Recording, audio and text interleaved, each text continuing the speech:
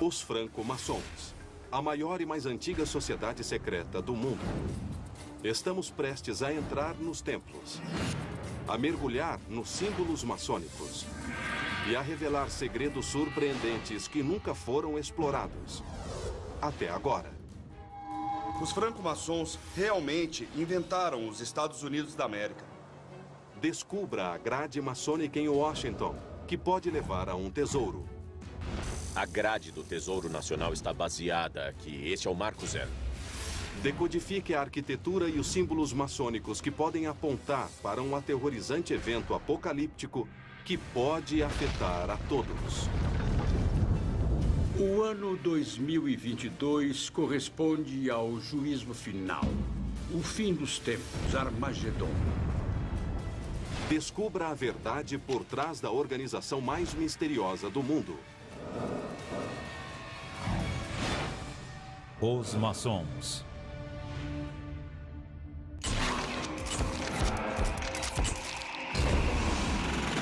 Códigos e conspirações. Os maçons. Há séculos, investigadores tentam descobrir os segredos dos franco-maçons. E as linhas, códigos e revelações parecem convergir para um único lugar: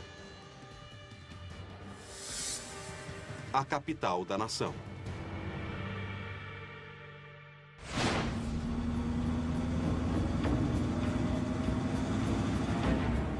Nossa busca pela verdade por trás da mais poderosa sociedade secreta do mundo começa aqui, em Washington. Uma cidade construída por franco-maçons para livre-maçons, com segredos e códigos maçônicos embutidos em cada estrutura icônica. Uma das maiores tradições da maçonaria é a expressão oculta em plena vista. Se você realmente souber o que procurar em Washington, as tradições maçônicas estão lá para serem vistas. Do monumento a Washington ao prédio do Capitólio, as secretas pedras de fundação da própria cidade, Washington, D.C. conteria códigos maçônicos conhecidos apenas pelos iniciados. O que é fascinante lá é que as informações são transmitidas de vários modos, fora palavras, fora textos, através de uma série de ilustrações simbólicas, pinturas, que têm um sentido específico. Antes que se possa interpretar e entender os códigos na capital da nação, é preciso entender as origens da organização que os colocou lá. Os franco-maçons são uma organização com um passado misterioso, uma adesão misteriosa e objetivos misteriosos. Não é um clube social. Não é um clube cívico. Definitivamente não é uma organização religiosa e nem beneficente. George Washington, Memorial Nacional Maçônico. O mistério em torno da franco-maçonaria tem origem nos níveis de sigilo associados a ela ao longo dos anos. Poucas organizações exigem que as pessoas se iniciem vendadas, juramentos de sangue ou códigos e símbolos de identificação. Esse vídeo mostra detalhes sobre a iniciação de um mestre maçom. No primeiro estágio da iniciação, o recém-chegado é vendado. Suas roupas são retiradas e ele jura nunca revelar os segredos maçônicos. No último estágio, o futuro mestre reencena um ritual de morte e ressurreição com o próprio iniciado no papel do sacrifício humano. A iniciação é um processo esotérico que transmite, através da linguagem do simbolismo, conceitos poderosos e apresenta ao indivíduo ferramentas que ele pode usar para o aprimoramento pessoal. Quando um homem é iniciado, os franco-maçons dizem que ele se torna diferente. é realmente uma transformação interna de quem você é, ao desenvolver uma consciência maior do mundo físico, intelectual e espiritual em que você vive. E se o iniciado revelar qualquer um dos mistérios, a punição é cruel. O voto maçônico indica o que acontecerá com o violador. Pode ter a garganta cortada, as entranhas retiradas ou ser queimado vivo. O comprometimento da maçonaria com o sigilo é o que diferencia de um simples clube Rotary ou outros similares. Há 3 níveis na franco-maçonaria básica: aprendiz, companheiro e mestre. A cada nível sucessivo, o franco-maçom adquire um acesso maior aos códigos ocultos da organização. Há níveis superiores, também conhecidos como graus, e outras organizações maçônicas a integrar: o rito escocês, o rito de York, os Shriners, cada um com seus próprios códigos e juramentos. A franco-maçonaria do rito escocês possui 33 graus, e o número 33 aparece repetidamente como um código para os segredos mais elevados. Mas só os maçons sabem o que o código significa. Para os livre-maçons, o sigilo serve a um propósito vital. O sigilo é um símbolo como qualquer outro na franco-maçonaria. É um símbolo da nossa honra. Se você não pode manter um aperto de mão ou uma senha em segredo, então você não é uma pessoa digna de confiança. Nós insistimos em segredos para ensinar o silêncio à pessoa. O silêncio é central na franco-maçonaria. Quando se está falando, não se aprende. É preciso ficar em silêncio para absorver. A segunda razão para o silêncio é ensinar o maçom a ser confiável. Se eu não posso manter a confiança do meu irmão, eu a perco. Esse manto de segredo é o motivo de algumas religiões dizerem que a franco-maçonaria é uma força malévola que promove o engano, a tradição política, o ateísmo e até mesmo o satanismo. Os franco-maçons têm uma reputação entre os cristãos evangélicos e outros de serem, de algum modo, satânicos ou praticantes de magia negra. E eu me pergunto, será que os próprios franco-maçons espalharam essa história como um modo de talvez acentuar a mística da organização? A franco-maçonaria permanece uma sociedade esotérica. Esotérico pode sugerir que seja um culto, mas não é. Significa um conhecimento partilhado por um grupo de pessoas. Não é para gente de fora. Os franco-maçons dizem que seus mistérios só podem ser vivenciados e não revelados. O que pode ser revelado é o equipamento simbólico e os objetos sagrados dentro de uma loja maçônica, baseados em um dos ofícios mais antigos da história. Dê uma olhada ao redor da loja. O que você vê? Você vê os símbolos de cinzeladores, pedreiros, construtores. Vê esquadros, compassos, vê um martelo, espátulas. São todos símbolos de construtores. Essas ferramentas rituais são parte da história das origens da sociedade secreta. No século XII, a Europa viveu uma revolução arquitetônica. Inovações como o arco botante permitiu que as construções fossem maiores, mais altas e mais etéreas. Cidades começaram a competir na construção de grandes catedrais. E dessa revolução emergiu um grupo de construtores, os canteiros, que protegiam zelosamente os segredos de seu ofício. Um franco-maçom era muito sigiloso. Ele nunca escrevia a geometria sagrada de seu ofício. Nunca escrevia como a tinha aprendido. Ele a aprendeu como aprendiz no que era chamado de loja. E o conhecimento veio do mestre maçom. Ele era o franco-maçom. Podia se deslocar de um lugar a outro, de um trabalho a outro. Esses maçons livres e itinerantes só discutiam sua profissão com membros da mesma guilda e se reconheciam por apertos de mão secretos e frases codificadas. No entanto, alguns dizem que a sociedade é mais antiga ainda, muito mais antiga.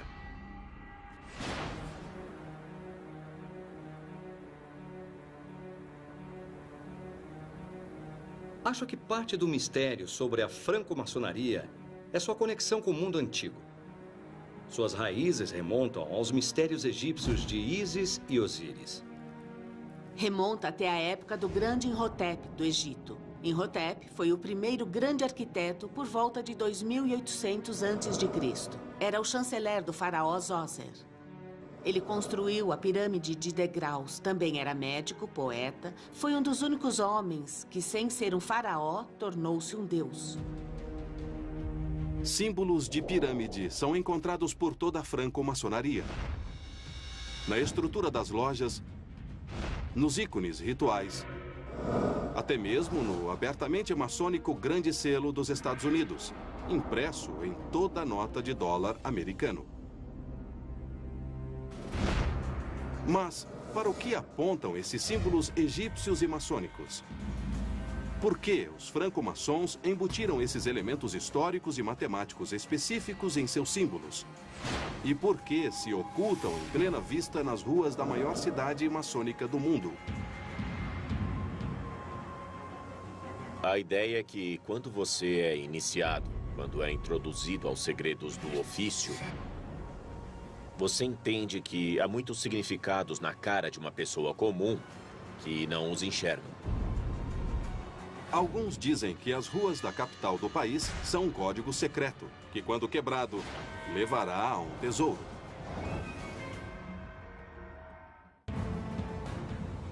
Washington é um lugar fascinante. Realmente tem uma história oculta por trás. É fascinante porque foi criada como uma cidade maçônica. Um passeio por essas ruas icônicas revela mais mistérios do que soluções. O escritor Warren Gettler é um ex-repórter do Wall Street Journal e autor de Rebel Gold. O livro de Gettler investiga uma ligação entre os franco-maçons e um antigo tesouro perdido. É um fato pouco conhecido que muitos dos grandes monumentos de Washington foram projetados por maçons. O monumento ao Washington, o Capitólio e a Casa Branca foram todos projetados por franco-maçons. E eles estabeleceram aqui em Washington o que é conhecido como Triângulo Federal. Se você viajar de metrô, verá a placa Triângulo Federal. Poucas pessoas sabem o que realmente representa. É o triângulo retângulo de Pitágoras. A2 mais B2 igual a C2. O Triângulo de Pitágoras foi chamado de fundação de toda a maçonaria. Alguns dizem que simboliza o poder dos maçons. Outros dizem que representa um mapa.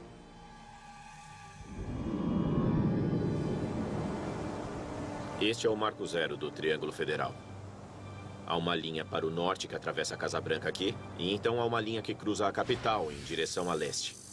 E essas duas linhas se encontram no local original onde o monumento ao Washington deveria ter sido erguido. Aqui, no que você chamaria de triângulo retângulo, um triângulo de Pitágoras. E isso era muito importante para a tradição maçônica. A precisão matemática era importante para os maçons fundadores da capital.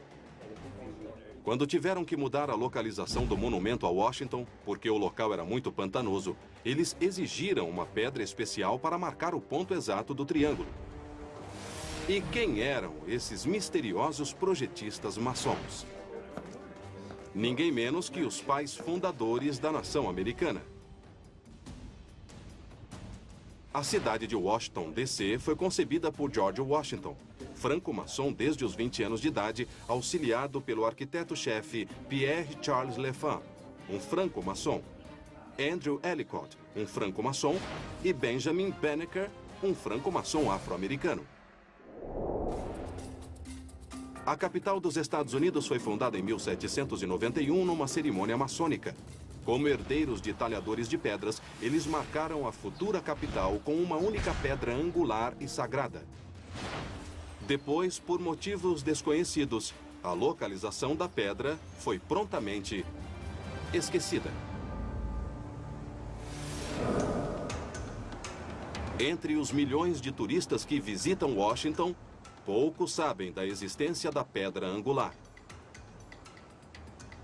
Menos ainda sabem onde ela está hoje. Estamos sob a ponte Woodrow Wilson. E a pedra angular de toda Washington fica logo ali. Vamos lá? Em 1791, esse era o local mais importante da nação. Hoje quase esquecido. Os franco-maçons vieram a esse local em 15 de março de 1791 e erigiram isso, a primeira pedra fronteiriça da nova cidade de Washington. Instalaram uma vitrine de vidro para que possamos vê-la.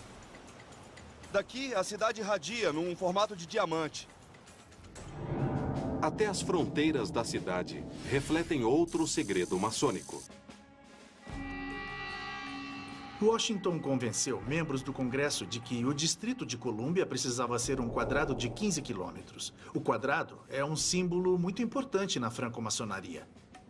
Simboliza virtude e sabedoria. 2 anos depois, George Washington liderou outra cerimônia sagrada maçônica.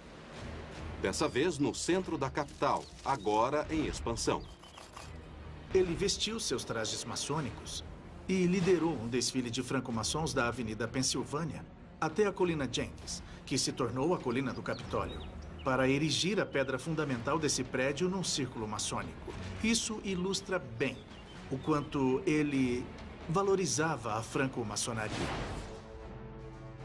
Mesmo antes de concluído, o prédio foi chamado de Templo da Liberdade. Mas alguns dizem que o Capitólio não é apenas um templo simbólico. É um templo literal. Um templo da franco-maçonaria. O Capitólio tem numerosos traços arquitetônicos que claramente o vinculam a templos antigos, incluindo a construção em pedra, uma entrada subterrânea, câmaras secretas, geometria sagrada. Todos esses elementos juntos indicam que esse prédio é, de fato, um templo. Os franco-maçons realizam seus rituais num prédio que chamam de templo.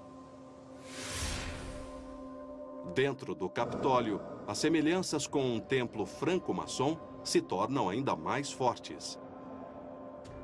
O teto da rotunda do Capitólio exibe uma estranha pintura, com conexões especificamente religiosas. Mostra George Washington no céu, cercado pelas figuras da liberdade e da vitória. A pintura se chama A Apoteose de George Washington. Apoteose é uma palavra grega que significa deificar ou se tornar um homem divino.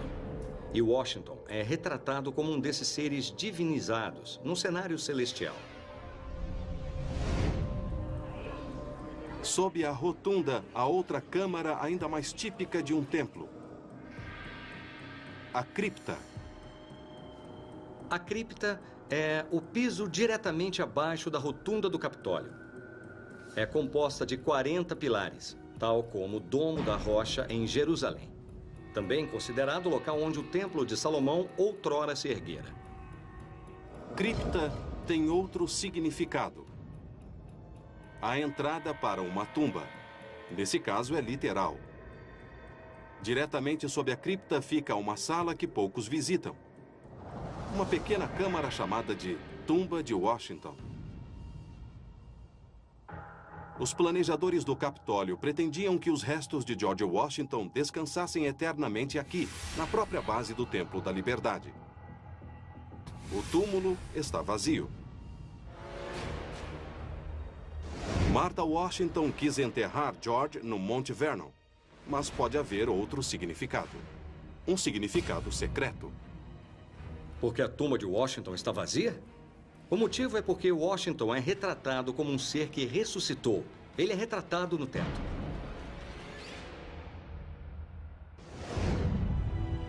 A morte e a ressurreição são elementos centrais da iniciação maçônica e se encontram no próprio coração do Capitólio.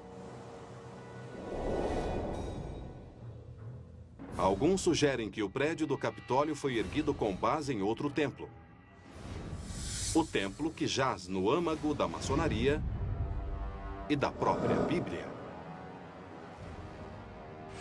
O prédio do Capitólio é mais que um templo maçônico. É o Templo de Salomão. O Templo de Salomão em Jerusalém foi inaugurado no século X a.C., segundo a Bíblia. Por 1000 anos, o povo judeu frequentou a maciça estrutura que abrigava a Arca da Aliança. O templo foi destruído por tropas romanas em 70 d.C., mas para os franco-maçons, o templo continua um símbolo vital. O Templo de Salomão é central para os graus maçônicos e essencial para as crenças dos franco-maçons. Um dos votos da iniciação maçônica é reconstruir o Templo de Salomão.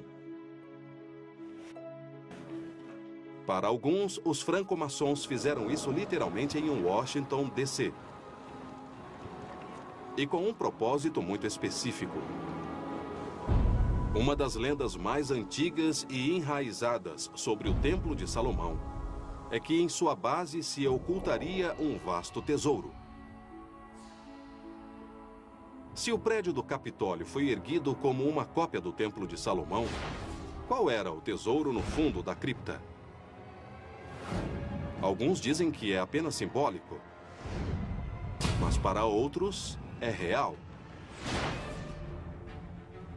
Warren Gettler afirma que há literalmente um tesouro em ouro oculto pelos franco-maçons e sua localização só é revelada aos iniciados.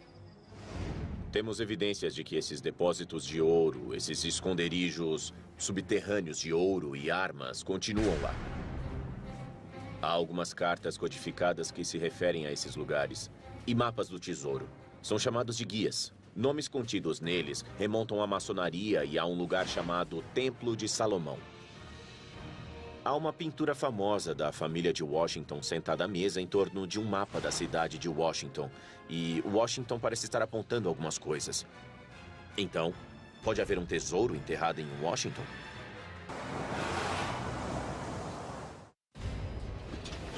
Os franco-maçons tentam proteger seus segredos a todo custo. Eles ajudaram a criar o Washington, D.C. Alguns dizem que códigos maçônicos estão embutidos na própria arquitetura da capital da nação. E afirmam que esses códigos podem levar a um tesouro. É preciso uma dose de genialidade para estender um mapa do tesouro por todo o país. Mas eu sei que esses lugares existem, eu estive neles. Eu vi tesouros ou itens relacionados a tesouros saindo do chão. Boa parte desse código do tesouro parece estar relacionada a essa estátua extremamente peculiar no centro de Washington, D.C. Estamos nos aproximando da estátua de Albert Pike, o grão-comandante do rito escocês da franco-maçonaria aqui em Washington. Pike foi o franco-maçom mais influente do mundo durante décadas. Em meados do século XIX, Albert Pike liderou e reorganizou a franco-maçonaria do rito escocês, o maior e mais poderoso grupo maçônico dos Estados Unidos. Seu livro, Morais e Dogma, outrora era dado a todo franco-maçom. Pike foi um verdadeiro gênio. Foi advogado, jornalista, escritor, dramaturgo, escrevia poesia, sabia 7 línguas. Era um homem extraordinário. Mas Pike tinha uma distinção, além de ser um líder maçom. A estátua de Albert Pike é a única de um general confederado em toda a cidade. Albert Pike não era só extraordinário. Era um proprietário de escravos, um general confederado e um criminoso de guerra condenado, cujos soldados escalpelavam e torturavam prisioneiros unionistas. A Guerra Civil revelou a intersecção entre os franco-maçons e outra misteriosa sociedade secreta, os Cavaleiros do Círculo Dourado. Os Cavaleiros do Círculo Dourado eram a organização subversiva mais poderosa que jamais existiu nos Estados Unidos. Eles podem ter tido centenas de milhares de membros que juravam sigilo com o próprio sangue. Os historiadores aceitam a existência dos Cavaleiros do Círculo Dourado, ou KGC. Essa organização pró-confederados causou turbulência política e sabotagem ao longo dos anos da Guerra Civil. E eles tinham outro elemento importante. Os Cavaleiros do Círculo Dourado eram uma organização maçônica do rito escocês.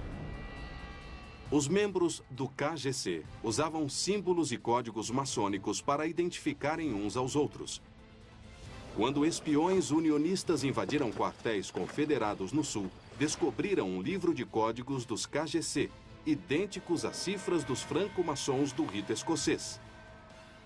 Quando a Confederação foi derrotada em abril de 1865, boa parte do seu tesouro de ouro e prata desapareceu e nunca mais foi encontrada. Em seu livro Rebel Gold, Warren Gatler sugere que o ouro foi escondido depois da guerra pelos Cavaleiros do Círculo Dourado. Por que motivo essa organização enterrou um tesouro em ouro? Bom, a resposta imediata pode ser para que o Sul pudesse se rebelar mais uma vez e triunfar em sua tentativa de romper com a União.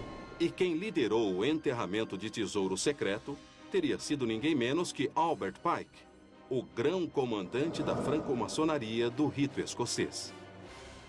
Foi preciso um verdadeiro gênio, alguém que dominava as leis maçônicas, a matemática e a geometria, para traçar um mapa do tesouro.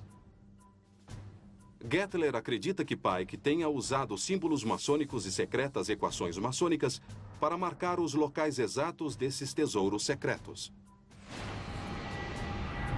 Há um sistema por trás. Há uma grade geométrica que envolve o círculo dentro do quadrado, de modo que se você aplicar a grade sobre um certo ponto topográfico no mapa, poderá localizar onde está o tesouro. As evidências de Gatler não são fortuitas. Eu estive em mais de 10 depósitos do KGC, que possuem um padrão muito específico de entalhes de pedras, coisas enterradas no chão, tudo relacionado ao alinhamento com uma grade do tesouro. Quando você chega perto do tesouro, tudo se baseia em entalhes em superfícies de rocha, em velhas árvores. Esses símbolos oferecem um mapa esotérico para encontrar o tesouro. Em 1994, Bob Brewer, coautor de Rebel Gold, seguiu uma série de códigos e mapas dos KGC e descobriu ouro escondido na época da Guerra Civil. Eles não enriqueceram por encontrar ouro rebelde, mas revelaram evidências suficientes para sugerir que o tesouro existe. Nossa meta em encontrar esses locais foi apenas mostrar que essa incrível rede de tesouros e a história por trás deles existe. Abra os olhos para isso. É fascinante, deve ser respeitado, deve ser venerado. Se Pike realmente enterrou ouro rebelde, por que esse tesouro não foi usado para financiar outra rebelião confederada? Quando a guerra terminou e começou a reconstrução, parece que essa meta foi esquecida. Então pode ter havido um propósito maior, relacionado com a tradição maçônica.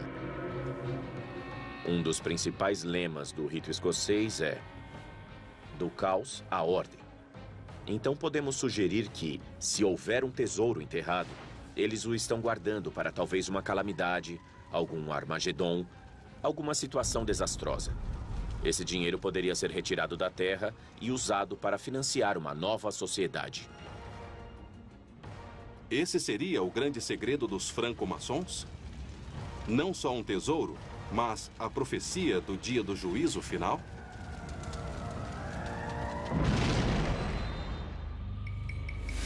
Quando eu soube que a profecia maçônica tinha uma cronologia que correspondia à profecia da Bíblia, eu pensei instintivamente que devia alertar as pessoas. O pesquisador Edward McKinney acreditou ter quebrado o código do Apocalipse maçônico. Como vê nesse diagrama, aqui estão os 7 anos de tribulação mencionados no livro do Apocalipse. Haveria uma ligação entre tesouros enterrados, a profecia do juízo final e os segredos maçônicos? Os franco-maçons são a sociedade secreta mais antiga do mundo. Alguns dizem que eles protegem um vasto tesouro enterrado. Seja verdade ou não, os franco-maçons tiveram um impacto profundo na fundação dos Estados Unidos.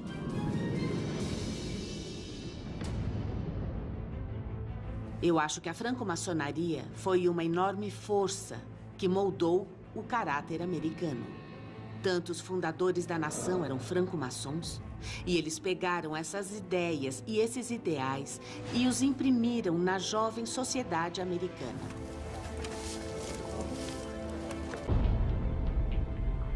As primeiras referências escritas à franco-maçonaria surgiram em meados do século XVII, ligadas a uma organização científica inglesa chamada Sociedade Real.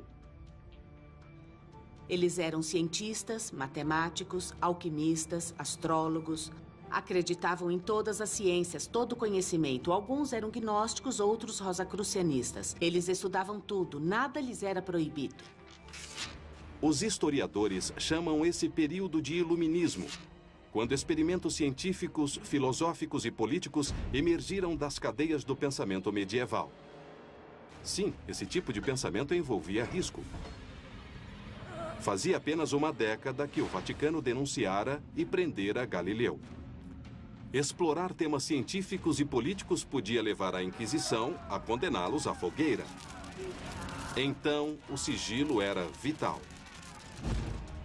A franco-maçonaria emergiu dessa tradição de pensamento livre e oculto, para explorar a ciência, explorar o misticismo, explorar simbologia e pensar em modos de se comunicarem secretamente, porque eles não queriam que a igreja os encontrasse e os perseguisse. Os sistemas de segurança das guildas de construtores medievais, com seus apertos de mão secretos e suas senhas, forneceram um modelo para proteger as discussões inflamadas que se davam entre os filósofos do iluminismo. Esses homens nos levariam da alquimia à química. Nos levaram da astrologia à astronomia. Nos levaram da mágica à ciência. E ao longo do século XVIII, essas ideias se firmariam, continuariam. Essencialmente, foi isso que a franco-maçonaria fez. Abriu o terreno para o iluminismo e nascimento de uma nova ciência. A primeira loja maçônica nos Estados Unidos foi fundada em Boston, em 1720. Em 1731, o jovem Benjamin Franklin foi iniciado. George Washington foi iniciado em 1752 aos 20 anos. Sam Adams, Paul Revere, Patrick Henry, John Hancock, todos eram maçons. Os mesmos líderes maçons se tornaram líderes políticos, enquanto as colônias britânicas se tornavam a República Americana. Se há uma experiência de governo que foi mais influenciada pelos conceitos, ensinamentos e práticas da franco-maçonaria, é a experiência americana. Os franco-maçons realmente inventaram os Estados Unidos da América. De fato, a Constituição Americana não é apenas um documento americano. É um documento especificamente maçônico. A Inglaterra não tinha Constituição escrita. Ao invés, eles tinham um sistema de leis escritas e não escritas, costumes e acordos. Quando os fundadores da nação procuraram um precedente de Constituição escrita, encontraram apenas um. O documento maçônico chamado Constituições de Anderson. Escrito em 1723 pelo maçom britânico James Anderson, essas constituições guiavam a administração de todas as lojas maçônicas. As constituições de Anderson tinham regras para eleições, tinham sufrágio universal, todos os membros tinham o direito de votar, tinham liberdade de religião, tinham liberdade de expressão, liberdade de reunião. Todos esses elementos que acabaram entrando na Constituição podem ser encontrados nas constituições de Anderson. De fato, há frases na Constituição americana que parecem ter sido extraídas diretamente da Constituição franco-maçônica. O artigo 10 desta última pede um governo representativo. O artigo 14 exige controles e limites do poder executivo. O artigo 37 garante liberdade de expressão, liberdade de religião e liberdade de reunião. Esses conceitos maçônicos foram redigidos 64 anos antes da Constituição Americana. Talvez não surpreenda que 13 dos signatários fossem franco-maçons. Até mesmo o juramento da posse presidencial, repetido a cada 4 anos em homenagem ao processo eleitoral da nação, deriva diretamente de um ritual maçônico. Congratulations, Mr. President. Nova York, 1789. George Washington se prepara para tomar posse como primeiro presidente americano.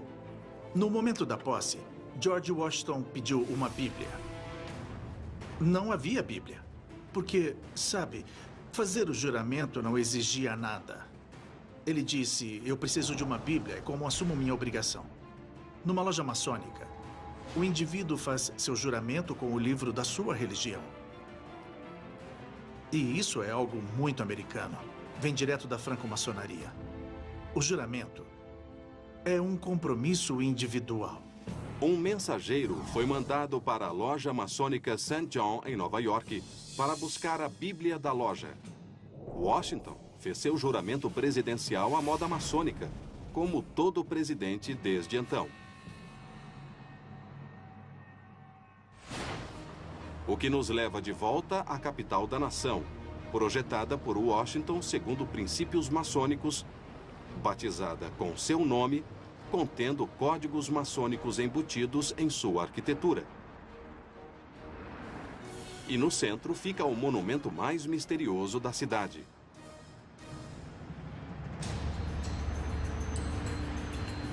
Por que o monumento a Washington é um obelisco? Qual é a ligação com o Egito? Bom, os egípcios foram provavelmente os maiores construtores e canteiros. O monumento a Washington tem aproximadamente 555 pés de altura e uma base de 55 por 55 pés. Os números têm um significado simbólico na maçonaria. O 5 é associado aos 5 sentidos, aos 5 dedos que usamos para construir. E havia 5 ordens clássicas de arquitetura. Para alguns, os códigos numéricos no monumento a Washington não são apenas símbolos. São um calendário. O monumento a Washington é uma cronologia. O que vemos no ano 2022, em várias linhas temporais maçônicas, é o fim dos tempos, é o Armagedon. O monumento a Washington, construído segundo preceitos maçônicos, conteria a predição de um apocalipse global?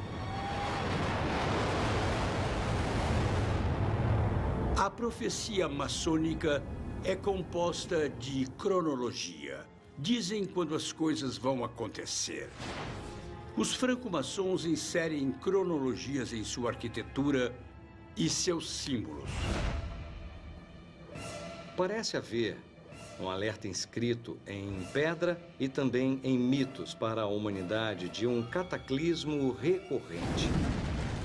É possível que eles tenham deixado um alerta para nós de que talvez um cometa ou um asteroide pode colidir com a Terra. O segredo último da franco-maçonaria pode ser o possível momento do retorno desse grande cataclismo celestial. A franco-maçonaria está repleta de profecias apocalípticas. Uma delas parece envolver ninguém menos que George Washington. Há uma história de que, enquanto estava no Vale Forge, em 1977, George Washington teve um encontro com um homem angelical que lhe mostrou o destino dos Estados Unidos da América, como sobreviveria à Revolução e prosseguiria, que haveria uma guerra civil, mas que finalmente o país enfrentaria uma batalha final. Talvez uma batalha entre o bem e o mal. O segredo dos franco-maçons seria uma linha do tempo até um evento apocalíptico? Os franco-maçons admitem abertamente que mantêm segredos que não revelam a ninguém. Mas segundo uma teoria, o maior segredo maçônico seria uma profecia. Uma predição do apocalipse num futuro próximo.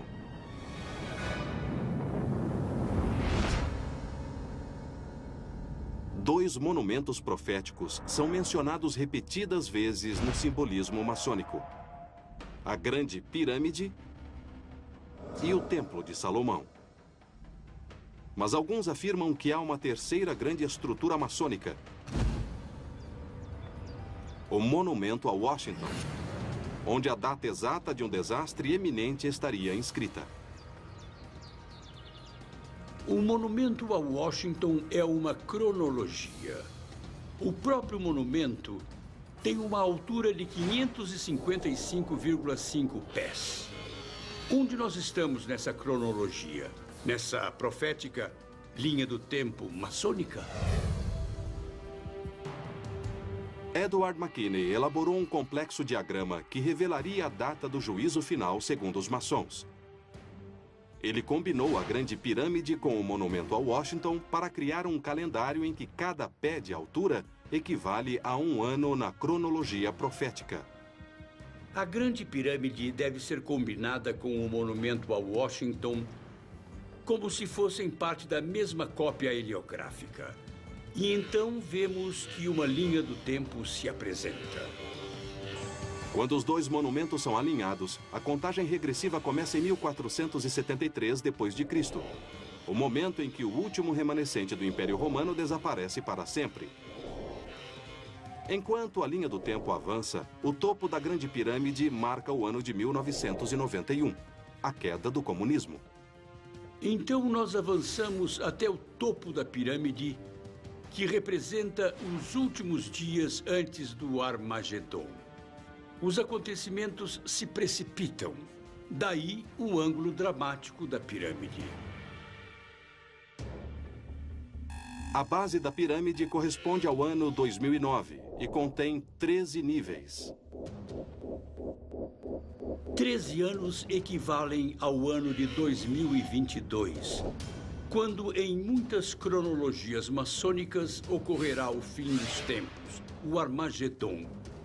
O ano 2022 corresponde ao juízo final, o dia em que Deus se vingará do mundo por todos os seus pecados. Seria esse o grande segredo dos franco-maçons?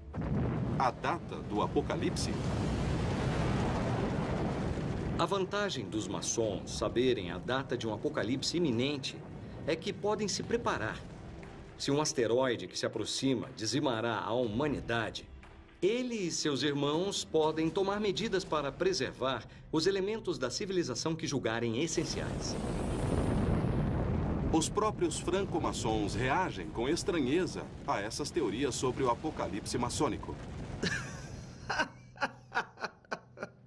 Me desculpe, eu não consegui me conter. Apocalipse? Ah, meu Deus. Bem, o que posso dizer? É mais um exemplo daquelas fantasias que eu falei. Quem procura conspirações e baseia essas conspirações no sigilo maçônico está se iludindo, eu acho, porque buscam motivos que não existem na franco-maçonaria. Alguns podem argumentar que qualquer profecia sobre o juízo final seria protegida pelo juramento de sigilo dos franco-maçons. Hoje, os franco-maçons parecem menos focados em predições do apocalipse do que no futuro da organização. Acho que a franco-maçonaria caminha para um novo crescimento. A popularidade dos livros de Dan Brown foi muito benéfica. A popularidade de filmes como A Lenda do Tesouro Perdido, quadrinhos como o do Inferno. Acho que ultrapassamos um marco. Estamos começando a receber cada vez mais membros. E segundo alguns, a missão tradicional da franco-maçonaria está sendo retomada. Eu acho que a franco-maçonaria será ainda mais relevante no futuro. O mundo está cada vez mais interconectado. E isso despertará os francos-maçons para a sua missão. Para sua responsabilidade, sua obrigação de realmente disseminar a luz. Alguns veem a antiga ordem dos franco-maçons menos como um império maligno das trevas e mais como uma liga de heróis secretos lutando pela luz. A franco-maçonaria, como promotora de um conhecimento avançado e da capacidade individual de aprimoramento, pode ser vista como uma força benigna. Um sistema secreto de justiça, talvez, ou um grupo de jedis que procuram ensinar aos indivíduos como usar a força para o próprio bem e se conectar com algo superior a si mesmos. Chame de jedis, chame do que quiser. Pessoalmente, eu considero que os maçons têm uma obrigação. As trevas precisam ser combatidas, porque as trevas extinguem tudo que torna o ser humano único no universo. Se você não lutar pela luz, as trevas acabarão triunfando. As contribuições históricas dos franco-maçons são difíceis de negar.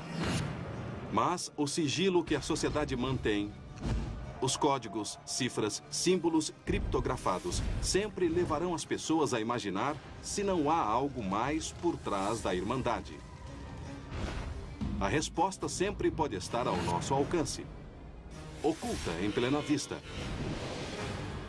O eterno segredo dos franco-maçons.